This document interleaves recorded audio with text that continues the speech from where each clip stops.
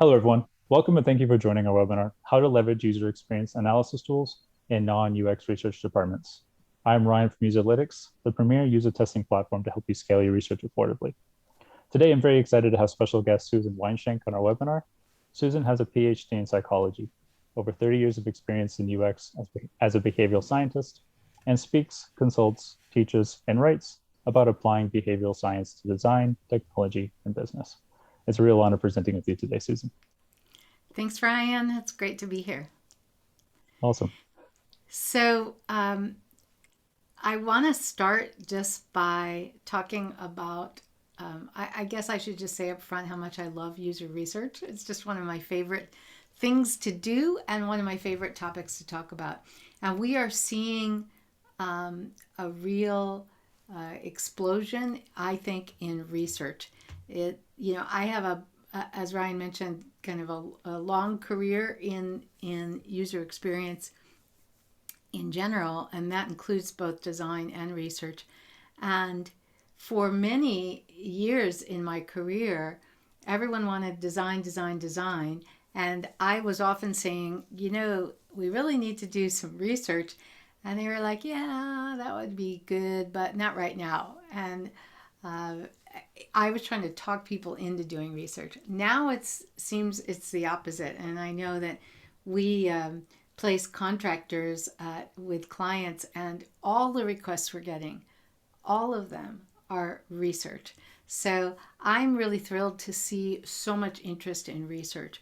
And as that interest grows, I think it's really helpful for those of us who do research, which some of you, I assume some of you are really active in research and have a background in research. Others of you, maybe not. Maybe you're interested in doing more work or getting into the research side of design.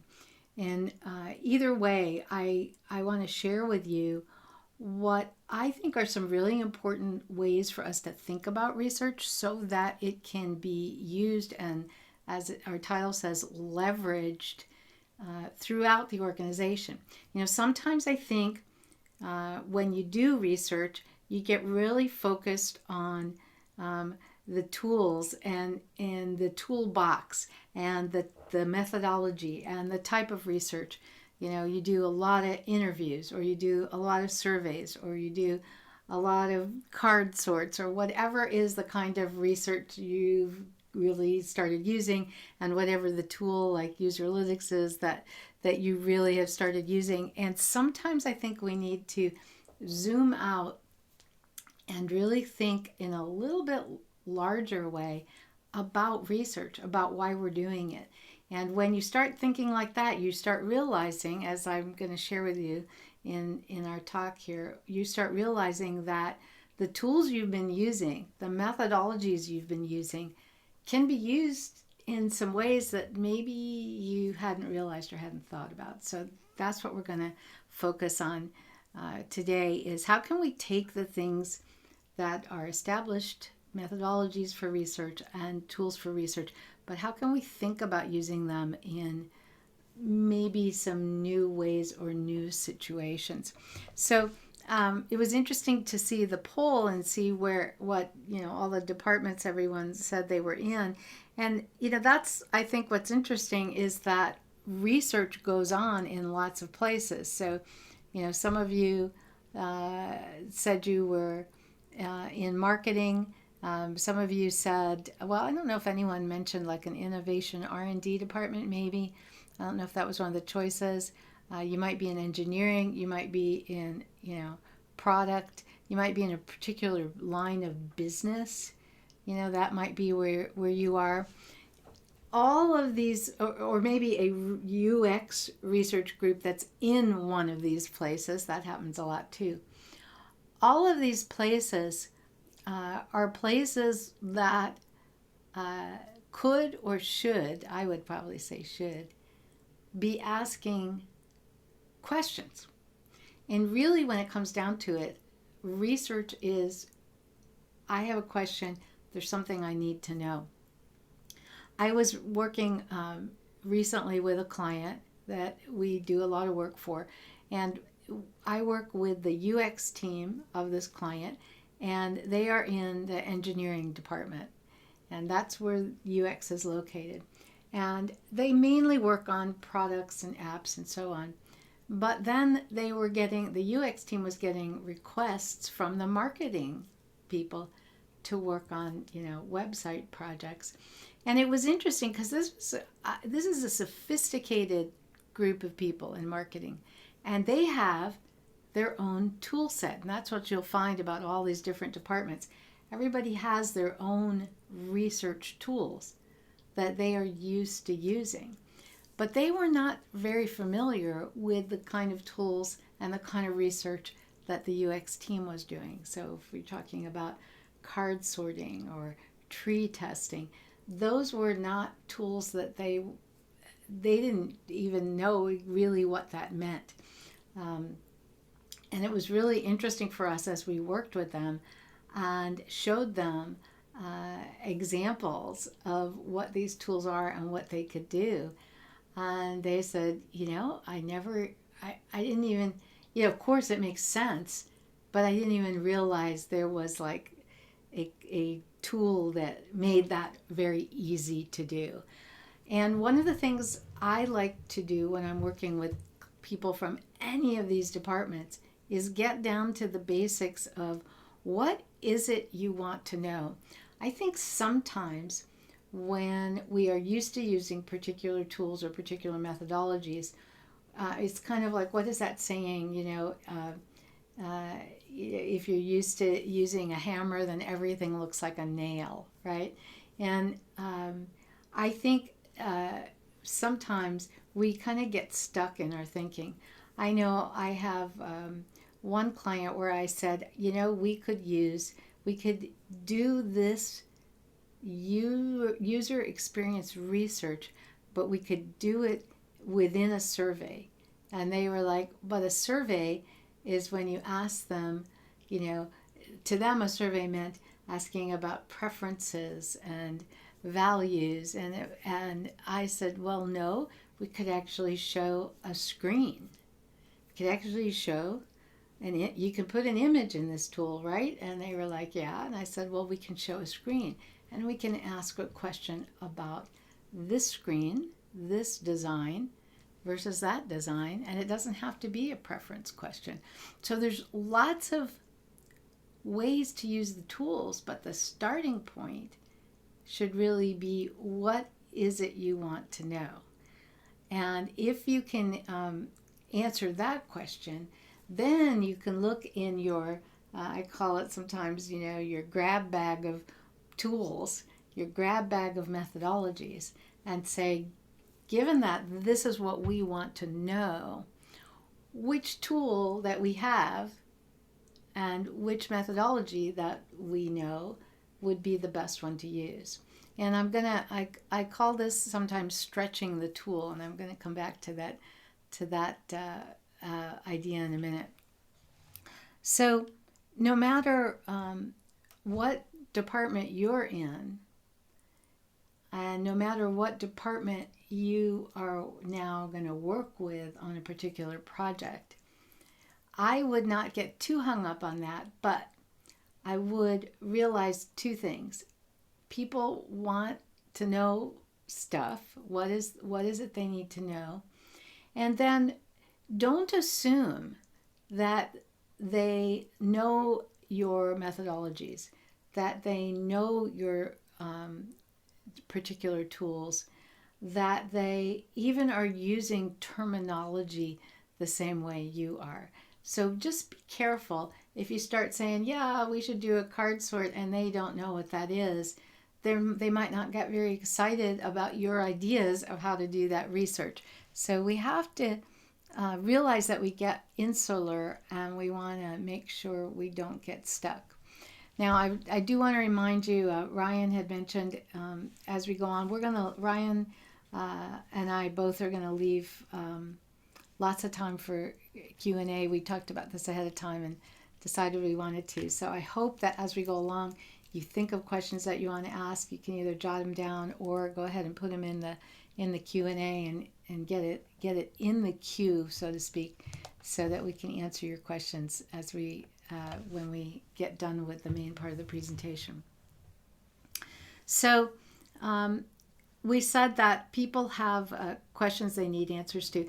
This is one of the things that I find this, especially these first two bullets here, that I find to be sometimes some of the trickiest work to do. And when I am consulting, and you might be a consultant, I'm a consultant to companies, so different organizations bring me in to help them with research or mentor their teams on doing research. You might be an internal, you're not an external consultant, but you might be an internal consultant with some of these departments. And I find a lot of times when I start to work with a new group or a new client, no matter what department they're in, they aren't always clear on the question. If I say, what is it you want to know? I don't know. They're not always clear, which is fine. I mean, part of my role as a researcher, I think, is to help them clarify the question.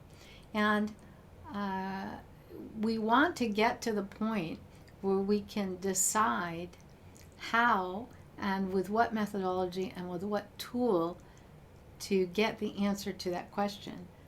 But first we got to know what the question or questions are. So one of the first things I always do is I say, let's start with your list of questions you have. And typically, they'll have lots of ideas. They may even have the list. But often we have to really pull that apart and pull that out. It's not always clear. And one of the things, one of the ways to look at it that is sometimes very helpful is as hypotheses to validate or test rather than a question. Now, the two things are really related, but sometimes it's easier for people to think about it in terms of a hypothesis. So I will ask, what is it you are assuming about this product, about this service, about this set of users? What are you assuming that you want to, either you're assuming that, but you want to make sure it's true, or you're kind of assuming it, but yeah, I don't really know that's true. So I might have an assumption that people are looking for a new way to get their bookkeeping done. I think this target audience is they're looking for a new way. They don't like the way it's being done now. Or I might have an assumption that the process that this user group goes through is not efficient. And the place where it's not efficient is right here. That's the pain point. Well, that's an assumption. So sometimes instead of just saying to them, what questions do you need answers to? Sometimes I phrase it as, what assumptions do you have that you want to test or validate? And an assumption, you can either prove it true or prove it false. It doesn't matter. But sometimes that's a good way to think about it as well. Or sometimes we want to talk about what process, what's the process that you need to document or rethink? Is it, or where are the holes where you don't know the steps in the process? So these are good ways to begin these conversations. And I think it's very important that you identify. I ask my clients to, we make this list and then we prioritize the list, because it's very often that it's a big list, and one study, one card sort test, one tree test, one set of moderated interviews, one survey is not going to do it. And we need to be realistic, okay? With that list, what's the highest priority items? And let's see if we can now put together a research study to answer that question. So some examples, somebody might say, we have this web page, either we're designing a new one or it exists, is this the, do we have the right information on this? Is this what people expect to see? Is this what people want to see? And so card sorting as a tool, as a methodology, might be a good thing to use there. Also, similar to that is, okay, this is the information they want to see, but have we called it the right thing? Or is that the term that they use for this? And that also could be card sorting. Is this the process that people currently do to use this task? So in that case, maybe we want to do a moderated interview because we want to have people walk us through their process, or we want to show them a straw man. That's a term that's used when we're going to give them a process and ask them to react to it, but we want to be able to have a conversation about it. That's something that, for instance, a product group or an engineering department might be interested in. Then we have, I think, maybe some of the more typical questions that a product group or a marketing group might be used to asking. So if we built this product or service, is this what people want? Would people find it useful? And that I think is a pretty common thing, and the marketing group and the product group are used to that kind of research. That could be a moderated or an unmoderated interview. Or persona assumptions. I cannot tell you how many personas I have seen in my career, and I always have to ask, okay, how did you come up with these personas, and have you validated these personas, and have you validated these personas for this particular product or this particular part of the product? One of the mistakes I see people make when they are doing user research is there are personas that someone developed for here's the personas for our customers. This is how we've grouped our customers and our potential customers. We have these 5 categories, but those might not be the relevant personas for the particular part of the product that we are building. Maybe that's the personas for the people who would be making the purchasing decision to buy our product, but that's not for this part of the product. Those aren't the people who would be using it. So do we have the right personas? So you can validate your personas with interviews or even with surveys. And then even if you did your your card sorting, and you knew what people wanted on the page, and you knew what people wanted to call things, I see many arguments that this last point is touching on, which has to do with the hierarchy, which has to do with the information architecture. So should this thing be found underneath here? So if you're trying to find out what goes together, that's when a card sort is great. But if you're trying to find out whether your hierarchy of information is correct, that's when a tree test is great.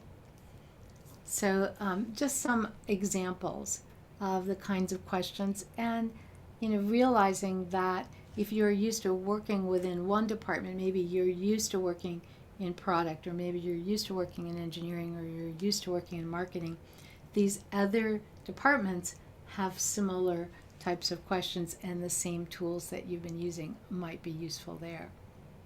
So let's walk through some other detailed tips and so on that I have found to be important, and I've already talked about a few of these. So this first one, focus first on what they need to know, and then figure out what methodology and tool to use from that.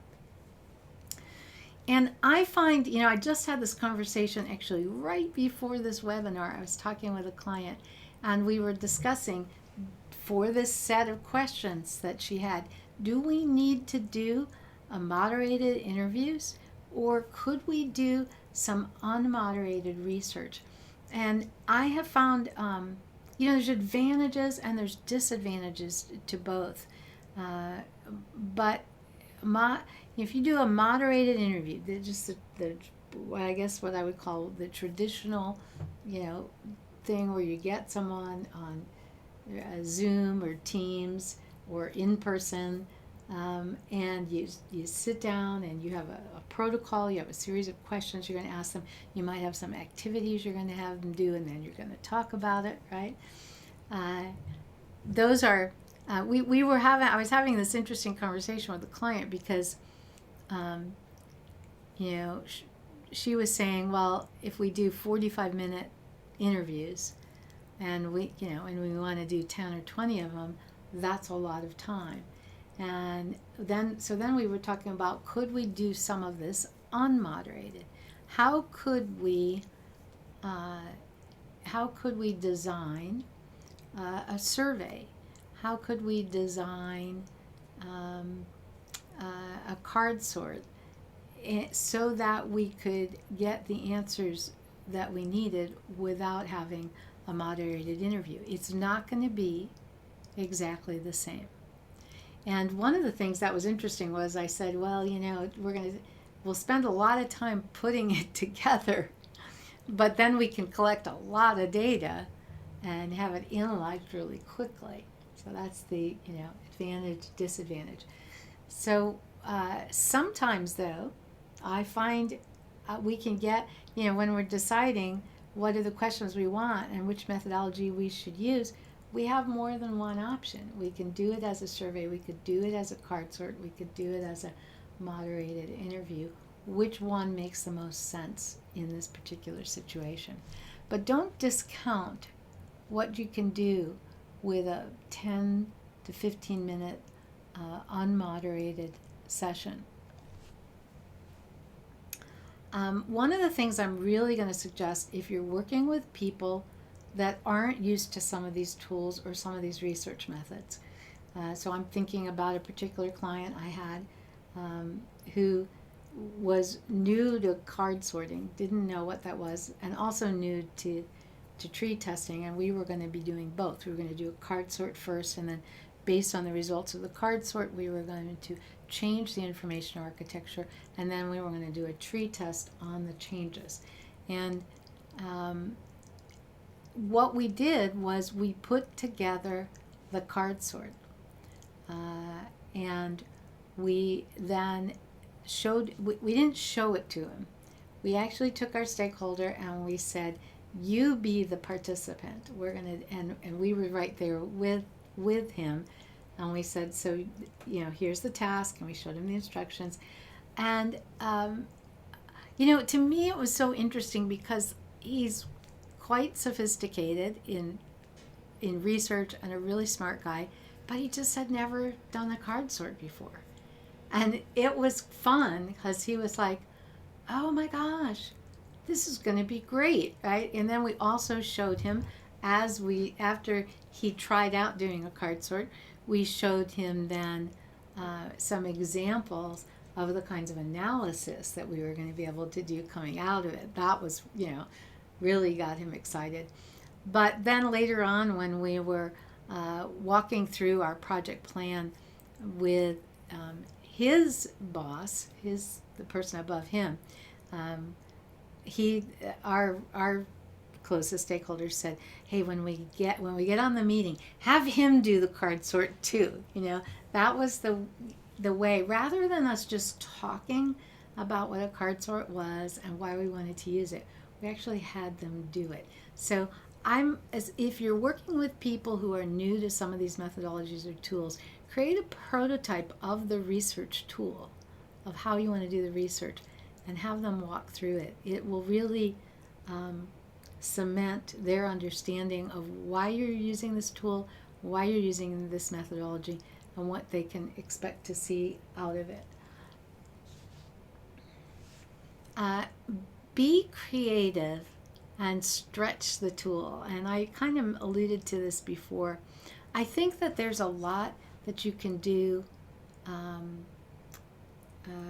with tools that you may not realize, like I talked about, showing a prototype, showing alternative A and alternative B of a prototype of a web page, and using a survey tool to ask specific questions about the pages in an unmoderated survey research.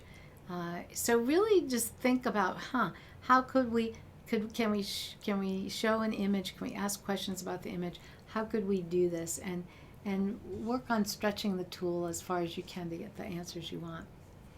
One of the things I like to do something called making qualitative data quantitative. And you can do this with whether you can do this in a moderated interview, you can do this with an unmoderated survey.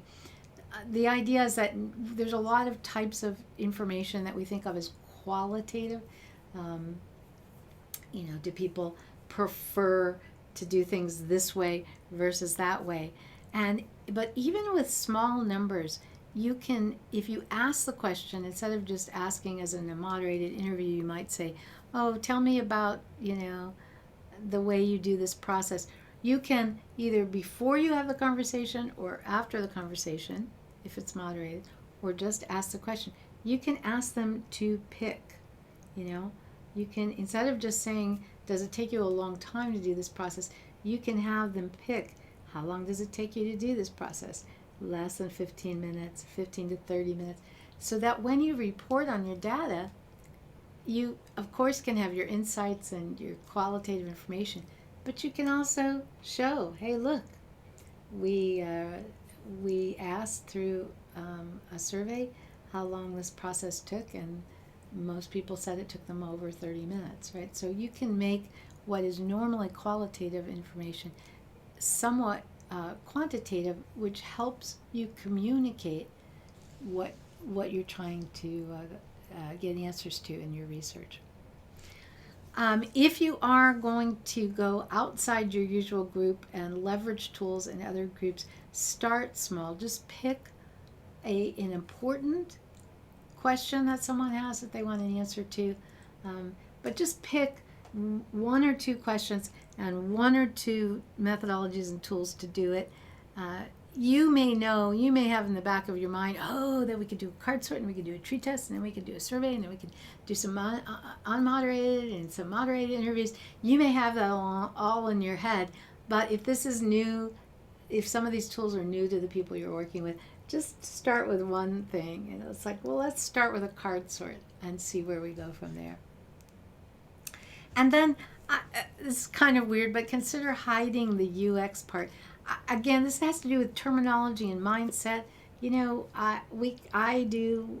can kind of get stuck in talking about things in a very UX-y way, and there's nothing wrong with that. But if that's not the terminology, if that's not the lens, that's not the filter that our stakeholder is thinking of it, we want to kind of, we don't always have to use our fancy terminology. I like using it.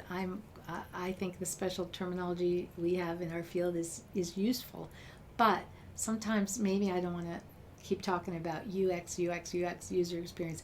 I want to talk about it in the way they are thinking about it. And if they're in another department, they might not be using the same terminology or thinking about it the same way. So, I have the example here, continuous discovery.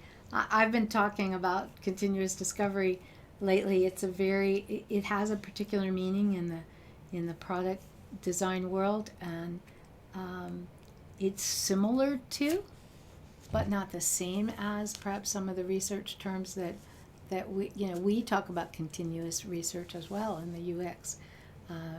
But if I talk about continuous discovery and we can make that connection, that may help them understand what it is I'm trying to explain or have them do. So use that group's terminology, not just the UX terminology. So Ryan, that's kind of the picture that I wanted to talk about, and I'm really interested in questions people have. But I know that you wanted to just take a little bit of time and talk. We were talking about tools, and talk about some of the tools that might fit into what I was saying. Yeah, absolutely. I'll see if I can kind of take over the presentation at this point, see if I can do this here. Yeah, do I need to stop sharing? Let's see what happens actually. Wonderful. Does that seem to work? Yep, you got it. Very cool. Yeah, so from here, I'm just going to give a few concrete examples we've seen at Userlytics with some of our clients and what they've done. And yeah, so this part, I think a good starting place would be what is Userlytics, just for those who might not be aware. Basically, Userlytics is a UX platform. We allow our clients and customers to get quick customer feedback with their ideal customer profile.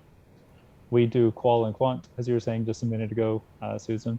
So with the qual side of things, we can do webcam recordings, audio, video of the participant as they go through any series of tasks.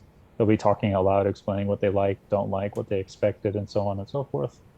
And then we also have quant, which would be survey responses like rating, single choice, multiple choice. And we group everything together and provide it in a nice package that you can analyze everything quickly side by side. We also allow you to do any testing on any URL. So this can be opened on a mobile device, tablet, desktop device. It could be a prototype, a site, an app, anything you're looking to test. And we also have a panel of 1.25 million active testers. So we can help you source the users if that's also a struggle that you're facing. And so we have a lot of different departments who use the Userlytics platform. And of course, a few examples would be, namely, a lot of product design. Susan, you're also saying engineering. That would fit kind of closely here. That's definitely like a majority of the kind of clients that we have or departments that are using our platform.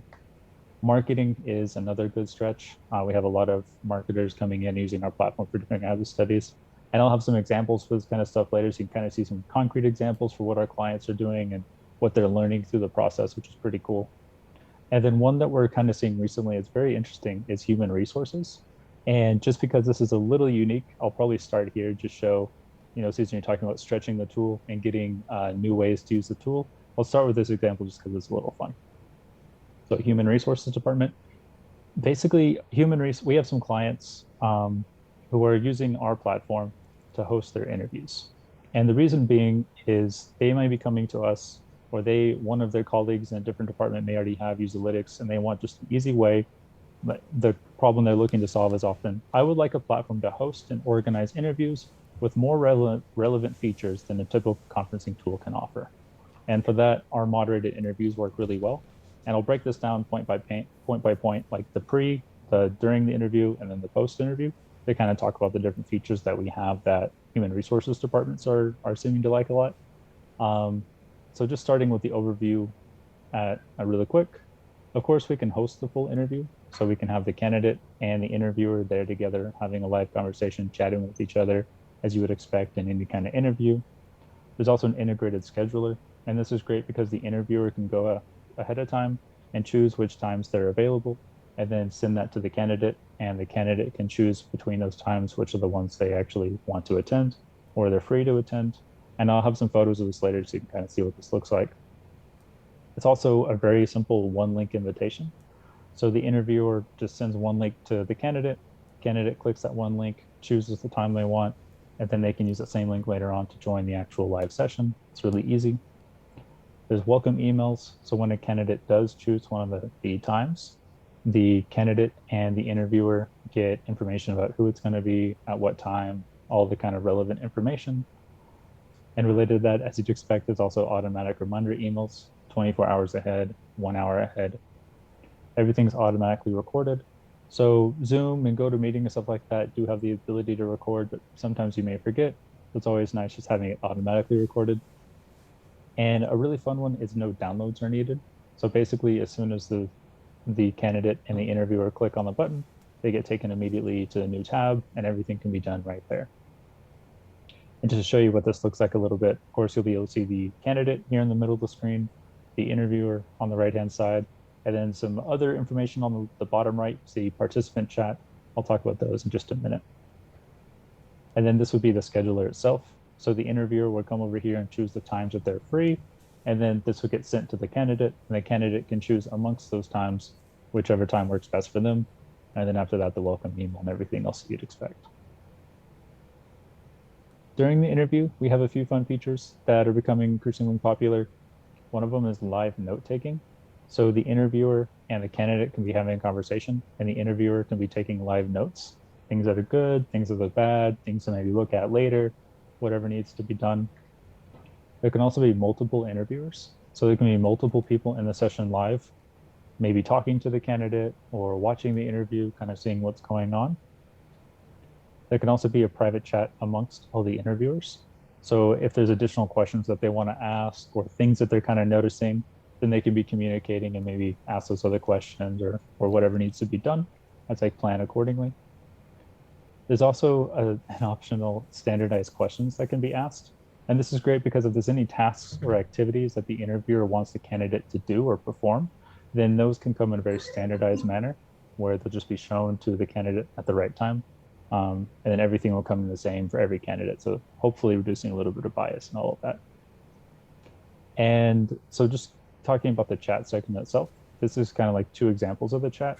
So the one on the left-hand side is a participant chat. It's not something I talked about, but basically it's a section where the candidate and the interviewer can be chatting back and forth. Honestly, it doesn't come up too much in the interviews itself because usually that's kind of like all structured and organized already.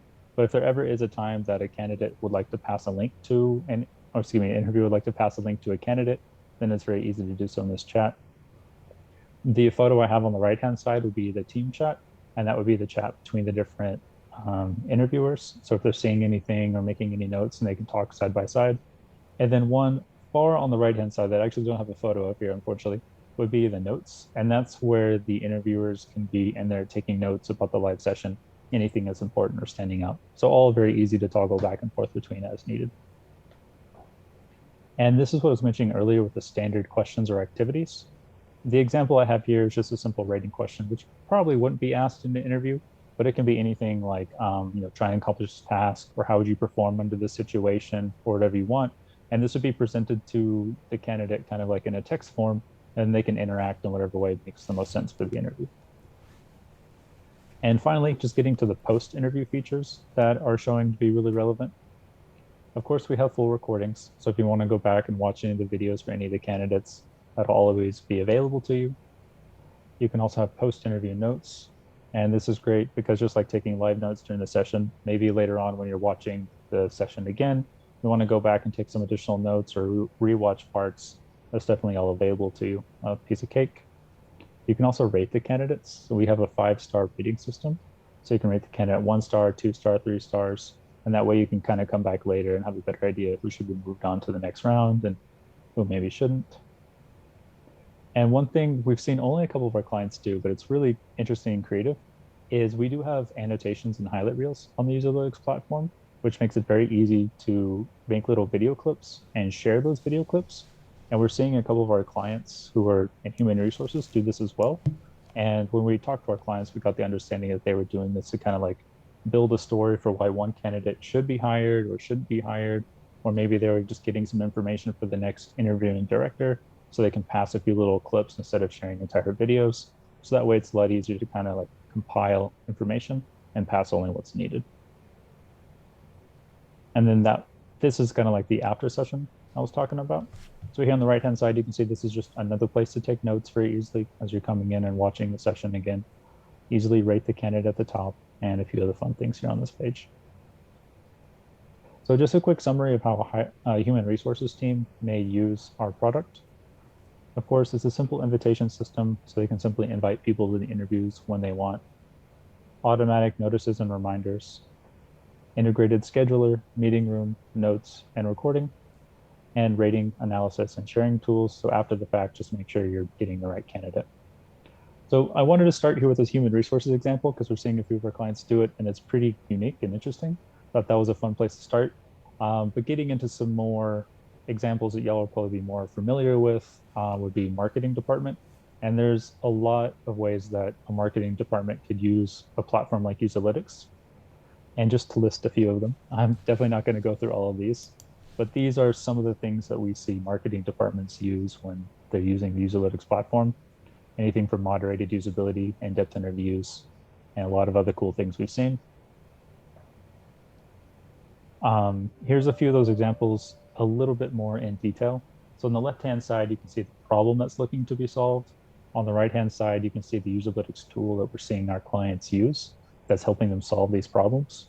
So on the left-hand side, you can see the first one, SEO, like why are my Google click-through rates lower? Or why am I not ranking as well? Different questions like that. Maybe some advertising feedback on the videos, text, or images that are being shown. All kinds of good things there. Why am I not selling on Amazon? And so on.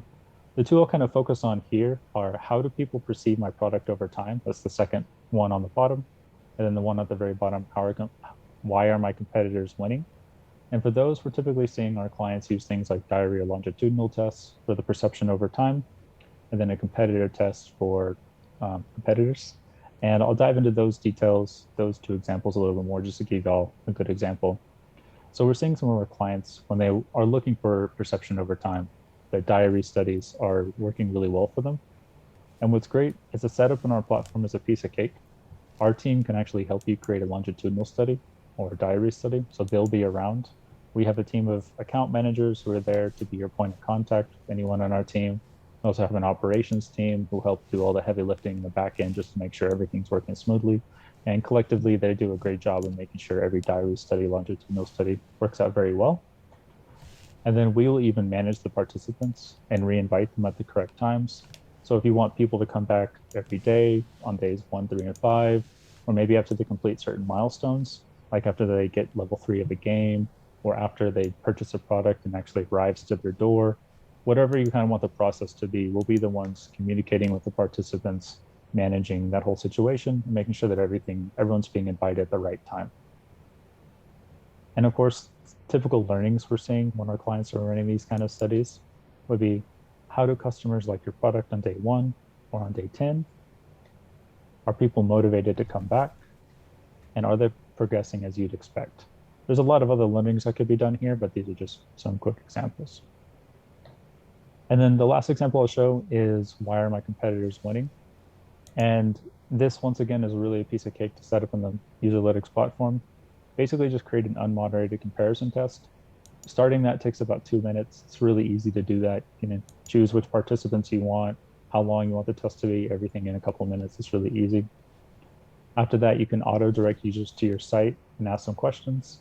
And by site here, it could also be an app. It could also be something you're selling on Amazon, anything you really want to compare here. And after you send them to, I'll just say your site, and ask the questions, you can auto-direct the users again to a competitor site and ask the same questions. Maybe you ask 3 questions, maybe you ask 5 questions. It's kind of up to you for what's important. I would recommend that you ask the same questions just to do what you can to eliminate bias, so that they're answering the same questions on your site and competitor site, and you can kind of compare those metrics side by side. And then speaking of comparison, it's good to round out the test with some comparison questions or metrics. That way, not only do you understand how a user feels about site A and how they feel about site B, but you can see how they feel about those compared to each other, and which they prefer, and which they'd likely buy on, or anything you're looking to test. And just something I don't have on the slide, but it's an important thing to shout out, is it's easy in our platform to clone a test. It takes just about 3 or 4 seconds.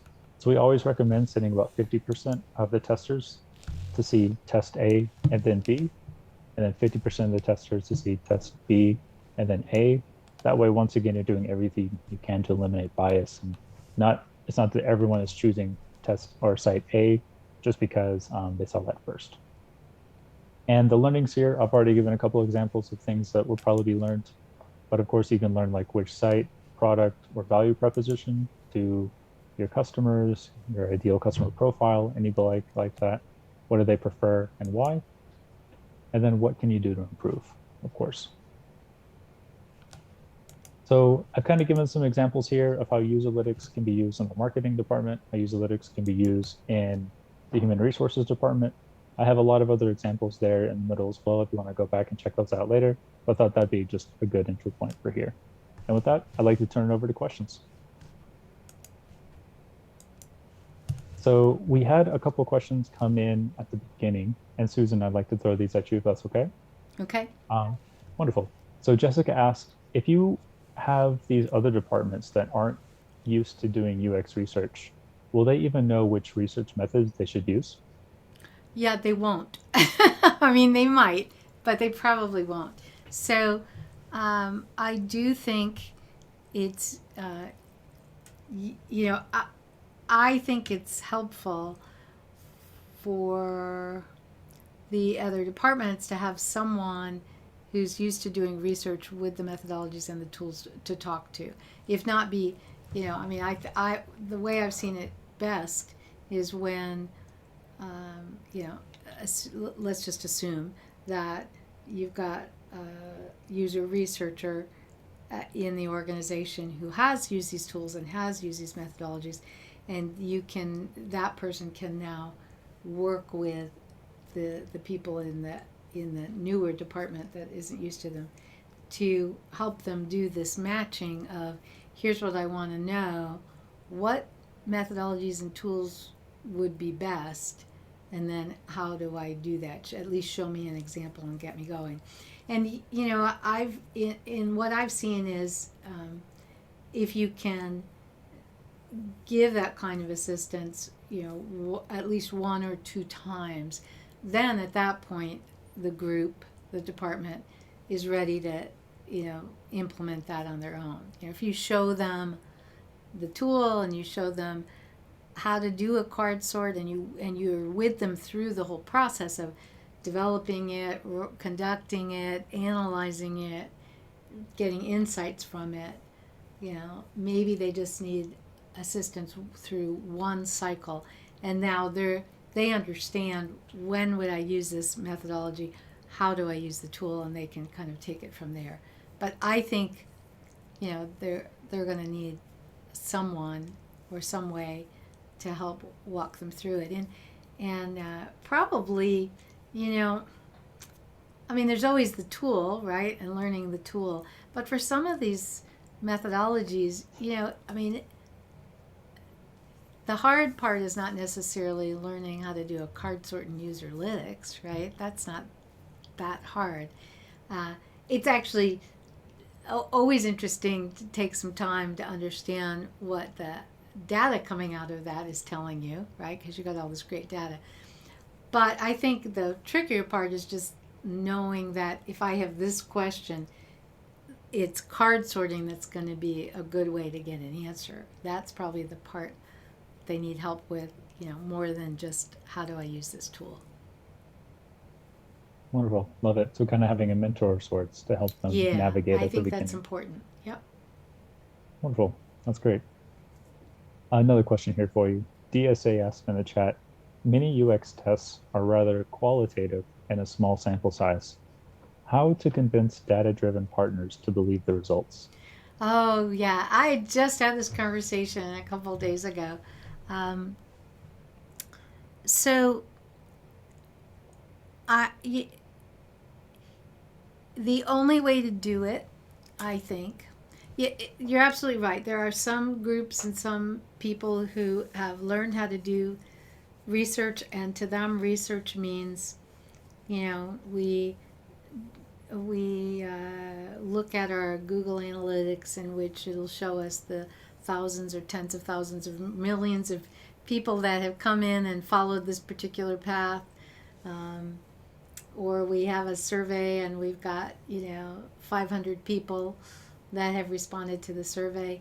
And so when you tell them, we're gonna we're gonna do 10 moderated interviews, they're like, what's that going to tell you? So I think that's tricky, and I think the best way to handle that is, the only way it's going to work is if they are interested in getting answers to questions where having large amounts of data doesn't give you the answer. Okay? I can look at Google Analytics and I can see that when people get to this page at my website, an enormous percentage of them leave right away. Okay? The bounce rate is just, they stay on this page for 2 seconds and they're gone. Is that a problem or not? Did they find what they wanted in 2 seconds? If you say, they can't find what they want in 2 seconds, okay, then why are they going there and then leaving? Is it because there's a problem on this page, Or is it that there's a problem on another page that's taking them to this page, and on that other page, the label, the button they clicked on wasn't clear. So when they got to this page, they said, "Oh, that's not what I want." Right? There are questions that you don't know the answer to from just quantitative data, and you don't need a huge number of people to at least start to get a hypothesis of what's going on, lead you to a possible solution, and then you can test the solution and implement the solution and get your analytics from thousands of people on the solution. So there's got to be some kind of interest in the questions that lend themselves to qualitative. And the interesting thing is, if you've got someone, and this goes back to we all get stuck in our tools. We get stuck in our qualitative tools and forget that there are quantitative tools that might really be interesting and useful. And other people get stuck in their quantitative large scale tools, and they don't even think to ask the questions that can be answered with a small sample size, because they just aren't used to thinking that way. So what I think you have to do is get them to realize there might be some really important questions that they still don't have the answers to, and understand that you don't always need huge numbers in order to at least start to get an answer, at least to get a direction to head in. And then you can always go back to your large number of quantitative tools. So I think that's why the questions are what's really important. Yeah, definitely. Yeah, I've also seen on our side, one client in particular, I helped them create a test, and they had 5 users go through the test, and none of the 5 users could purchase the product they were looking to purchase. Don't need 1,000 people. I mean, if Yeah, zero you five don't, can do it. right. Yeah, Right. 5 out of 5, that's enough to know it's a problem and we got to do something. Yeah. exactly. That's good. Um, so Natalie Maggie asks, do you have any suggested tools for us to use if we work at companies, agencies, or organizations that argue that they don't have the time or budget to do research? I'll probably jump in and say this one, Yeah. that Userlytics does have some really low cost options. We have a basic plan that's easy to sign up on our website. We give you the first participant for free. And from then on out, it's just $49 per participant that you'd like. So if you want to bring 5 users, as we're talking about, that'll turn out to be about $250.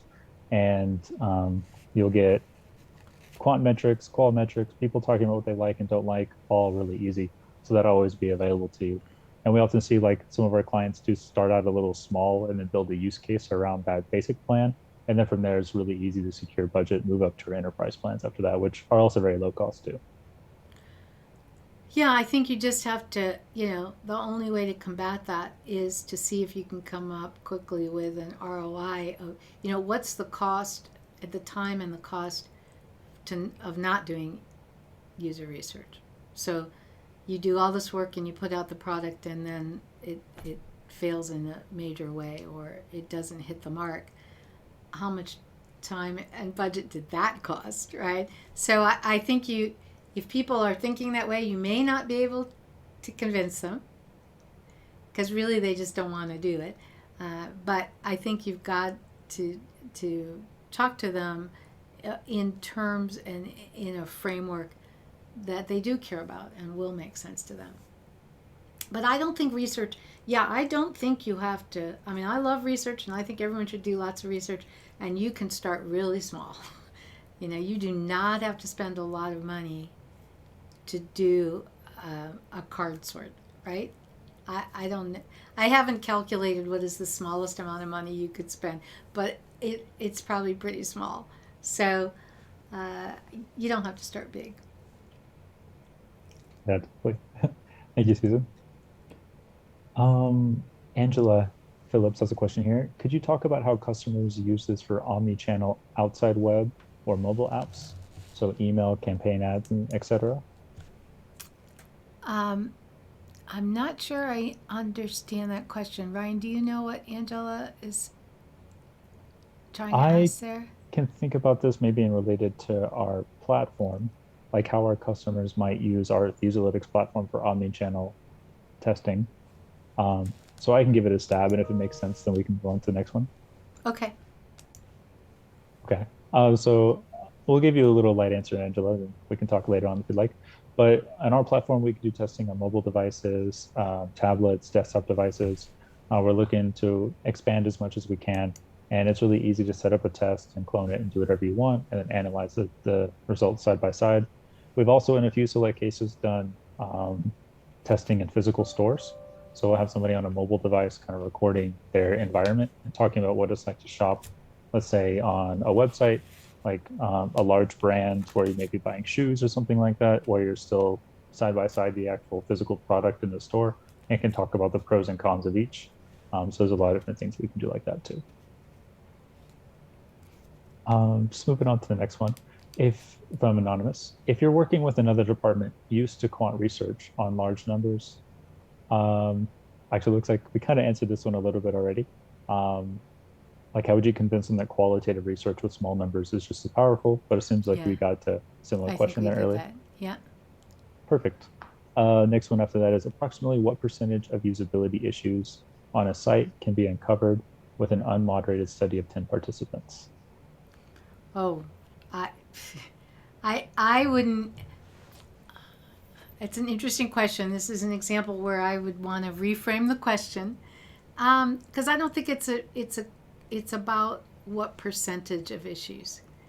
I think if you're going to do an unmoderated study, especially, but any user study, you have to any usability study, you have to identify what you think are the usability issues, what you suspect might be, and then you design your test around that, and you will get an answer as to whether those are indeed issues or not. And most likely, you will discover there might be some other things that you didn't think about that are issues. So, to me, I wouldn't do an unmoderated, because unmoderated tests are so short, right? We're talking like 15 minutes.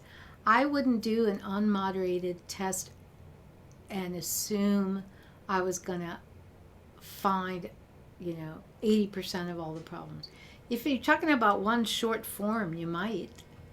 But if you're talking about, a series of pages that to do a task, you may or may not find a large percentage. So I think you have to take a guess at what you think are the things that you're concerned might be a problem. Or maybe you think there aren't any problems, and so we're going to do the test and find out if there are any and how many there seem to be. But I don't think you could assume you're doing an exhaustive study from one unmoderated test. Yeah, and to give some examples around that, like you may say whatever you want the steps to be, a user might make it to your homepage and immediately click to a different page and not even read the items on the homepage. And if all 10 of your users do that, then you have no data on the homepage. So it's good to be really specific in the tasks and the moderated study and make sure you're stepping through. But it's going to probably take a little more than 10 participants for a full site, as Susan was mentioning. Fantastic. Kathleen here says sometimes groups, do you want to read this real quick? Okay, let's get this real quick. Sometimes groups might not be keen on UX research because of the time involved, or the participant will delay getting things done. Do we really need to do this? Can be the attitude. How do you approach that? I don't think anybody has to do anything. I'm very like I am whatever your goals are. That's my goals, and I will help you in any way I can. So if you are totally uninterested in whether your product is usable or has problems or any of the things where they prefer to do it this way versus that way, or this is a better interaction design than that is, if you really aren't interested in any of that, I am not going to push you and try and talk you into it. I may make a couple of points about why I think you're taking a risk in time and money and so on in reaching your goals. But basically, I'm always trying to, you tell me what you want. You tell me what's important to you. And I'll tell you if there's a way that user experience research, user experience design, behavioral science, behavioral design, all the things I do. I will tell you my honest opinion about whether I think there's something in our field of knowledge that will help you reach your goals. So you usually won't find me, Ryan, trying to talk someone into something they don't want to do. But you will find me reframing and asking a lot of questions and then seeing if there's something they actually do want to accomplish that they're having a hard time accomplishing. So, and I guess I'm lucky. I am just very lucky to be doing my work in a way where,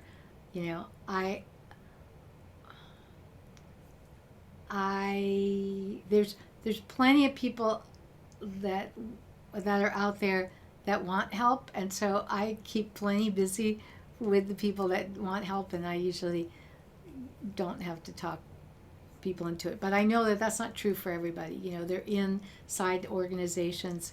They're trying to evangelize the work that they do. And the best way to do it, I still think, though, is to find out what's important to that stakeholder and figure out if there's something you do that can help them get there, and then see if you can collaborate together on that, and then use that as an example for the next person inside the organization, so that you can say, I worked with Thomas over here, and here's the question he had, here's the issue he had, here's what he wanted to do, and we did this for that. So I'm very tactical that way. I think user research is best when it answers a real question that somebody really has, not just research for the sake of research. I guess I'm practical that way. Love it. Awesome. Thank you for that answer. And it kind of touches upon what you were talking about earlier, with starting small, kind of validating, and then growing from there. Wonderful. I think we got time for about one more question, and we got one right here from Jessica. Susan, you touched on personas. Are there any templates available to help develop these personas? Maybe any best practices or anything like that? There are. Many people have come up with, their different ideas about what makes personas valuable. I'm trying to think if I know, a resource off the top of my head. I don't know that I can. I mean, we have an online video course on user research where we talk about personas. I guess, but that's not like a free resource that I can tell people to go look at. I guess I would say I'll just give a couple of tips, which is because I think there are important steps like figuring out the scenarios that people are going to do, or the jobs to be done, and so on.